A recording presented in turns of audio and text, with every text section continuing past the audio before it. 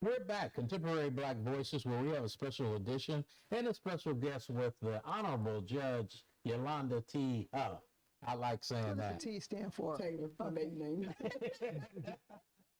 Anyway, when we left off, we were talking about some of the things that you're doing in the specialty court, and I think it was Caleb brought up the question, and I think it's very important that our viewers know what's going on in those specialty courts. It's amazing. Yeah, it really is. So, as I was saying, like why these programs come around. So that's the reason why. How do we treat individuals that they're not violent, they're addicts, they have substance disorders, right?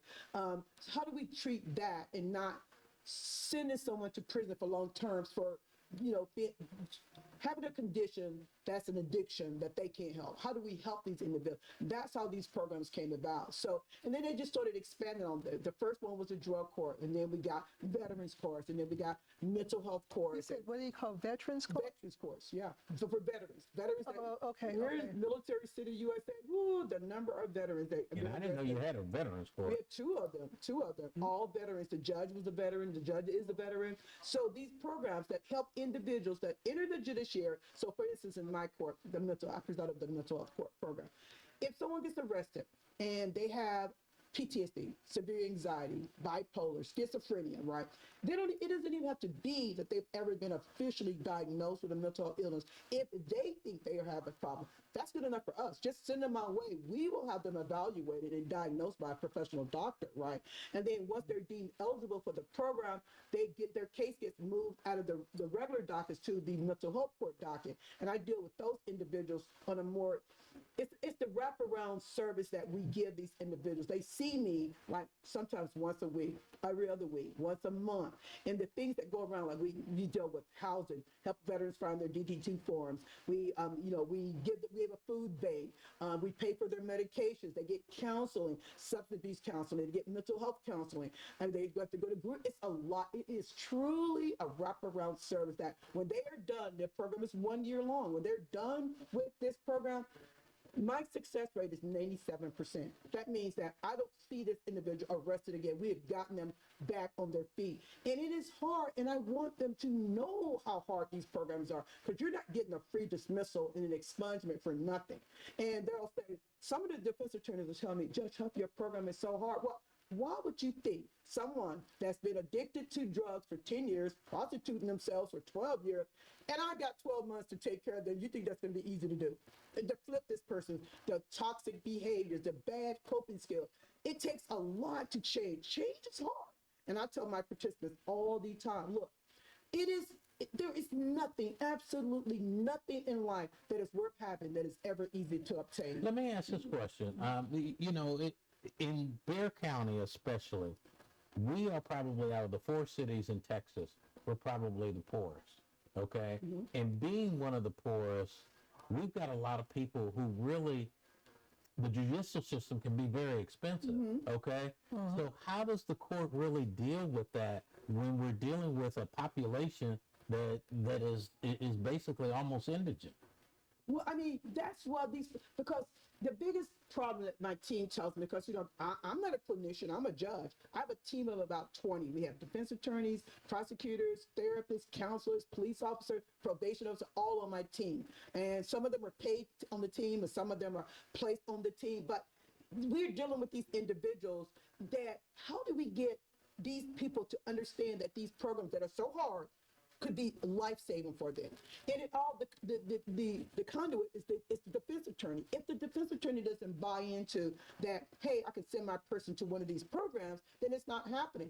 And even though a lot of the times the individual may want this program, but the defense attorney, if they haven't made up their mind, not your program's too hard, I'm not even going to tell my client about it. It's not happening. The saddest thing to me is that I meet someone later that'll say, if I only knew there was a DWI court, if I only knew there was no one ever told me that these programs existed in the judiciary, I would have wanted that help, because it's free. These programs are tax supported. We all are paying for them. I think that people deserve to know. There are so many hurting families in Bexar County. Yeah. Why shouldn't we tell a veteran that we have a veterans court? Right. You know how many veterans I've represented? Right. And I do mean veterans that are active, like they're not even there, they're in the military. They can go into these programs. Okay. And in fact, this is probably, I'm telling some tales out of school, the only way in Bexar County to get a dismissal, a DWI like wipe off your record, is to go into the Veterans Court. And that they actually made a special law for that. For You talking about veterans. the Veterans Court The or any Veterans court? Court. Only the veterans. You can't even do that in my court. Like you can get a DWI, you can get like a deferred adjudication, but you can't get that DWI expunged. Only the veterans. And I think federal did that on purpose for the veterans because they paid so. Oh, the federal did that. Okay. The veterans courts are probably the most well-funded of the special, because all these programs operate off of governor's grant, and we get grants from the governor, Abbott. We get federal grants, and then my program is fully funded by I'm the only program that's fully funded by out of the general fund of the Commissioner's Court, mental health. All the other 15 courts are funded through federal grants. We only have a few minutes left. I wanted to get Sharon and Caleb in here if they had any questions before we close out. So you're a sitting judge, you've had a lot of experience. What can we do to attract more of our younger people to consider going into law? Well, I mean, I do interns all the time. I don't have a problem. Like, there are many out there. Like I'm a mother of three. My youngest is at Texas Tech. His friends are always reaching out to me to do letters of recommendation, which I love. Like I am here for. Like, what's the worst I can say? No, but if someone tells me, Judge, can you do a letter? I'm doing it. And so these interns, I want them to see. As a matter of fact, I had a quick story. I had a young lady that came in. She wanted to do that NSI stuff, the forensic. But she came to be an intern for me. I had her sit with different positions, court reporter, an ADA, a defense attorney. For some reason, the prosecutor took her upstairs, Joe Gonzalez's thing. She came back. I don't want to be an NSI guy. I want to be a prosecutor now. Like, what did I say to you upstairs? 6 hours she came back, changed her mind, her whole viewpoint. She now wants to be a prosecutor. Like, good. Go to law school. Go to law school, guys. Go to law school, right?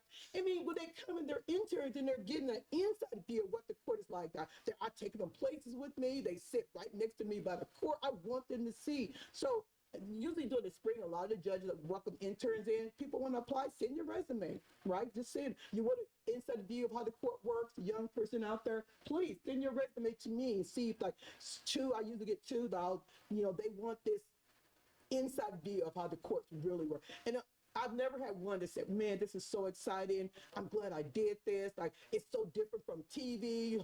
And they get a good inside view of it. Caleb, did you have anything? Yeah, so we spoke about this a little bit off camera, and so I know there's a lot of misconceptions out there. There's a lot of anxiety in the community, and so and of course we know what our demographics are in San Antonio. So if you could just speak a little bit to the community about what is an executive order, and what is actual law that's on the books, and about their obligations to whether they have to open the door or even identify. So if you could speak to those. I mean, an executive order is something that presidents do. That is not law. That's something within his purview that he can do. But that's like some of the things I think now that Trump is doing, I don't think they're going to pass because they're like, law is the law. You can't override the Constitution. It's going to be challenged. A lot of these executives, I think, will be challenged. Like, the ones that Biden did, a lot of those were challenged. So they can try it. But it doesn't mean that the courts are gonna uphold it. So there's a difference between an executive order and actual law that the Senate and the House makes these. You know how law is made. Right. So two different things. Okay. Any president can issue an executive order. Whether it's going to be upheld or not is a totally different matter, right? And then talk a little bit about opening the door. That was interesting. Yeah. I was off camera. We were speaking about when the police officer come and knock on your door. If someone has reported you, like said, we heard things, we heard like a loud noise. It's like you are in no way obligated to open that door unless they say I have a search warrant. If they just said open the door, I want to talk to you, don't open the door. Because you don't have to open the door. There's no law that says you have. And if they say I'm going to go and get a search warrant, well, go. I mean, you don't have to stay in the house. Well, I'm leaving. By the time you get back, I'm going to be gone. Like, there's no, people don't know your rights. You do not. If they say, please open the door, do not open the door. My advice would be do not open that door. You do not have to open that door. You're under no illegal obligation to open that door. Now, if they say, I do have a search warrant, well, let me see that search warrant then. You could ask that. It's been great having you. I would like for you to say just a little bit something about what's going to happen on Saturday to close that out. Okay. And it's been great having you. Well, thank you. I've had a good time because you guys can see I love to talk. I love to educate people. My kids say, Mom, it's always education. I go, all my kids' friends come about, they're getting educated too. Like, I love, to me, education is empowerment. It's freedom, telling people things that they don't know they can use for their lives. So people come out to this judicial meeting. Read on Saturday. You're going to learn so much information. You're going to be so educated about the Black judiciary, the history of the Black judiciary, lawyers and judges in San Antonio.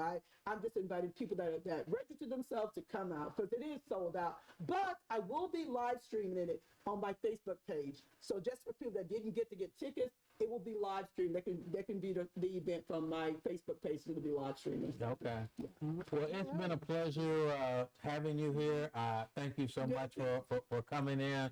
I hope this won't be the last time. You have an open invitation to come back to our couch and talk to us at Contemporary Black Voice. Love to come back. I do, like, you guys will see, I do seminars all the time. I'm always trying, like, actually I have a 5-series seminar coming up that you guys may be interested in about all the specialty courts, every last one of them.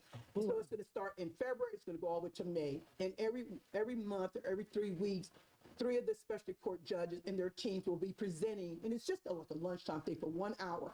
The judge will introduce their team themselves, and we'll talk about their program, the Veterans Court, the DWI Court, you know. And I do this every other year, again, just educating the community on what these programs are.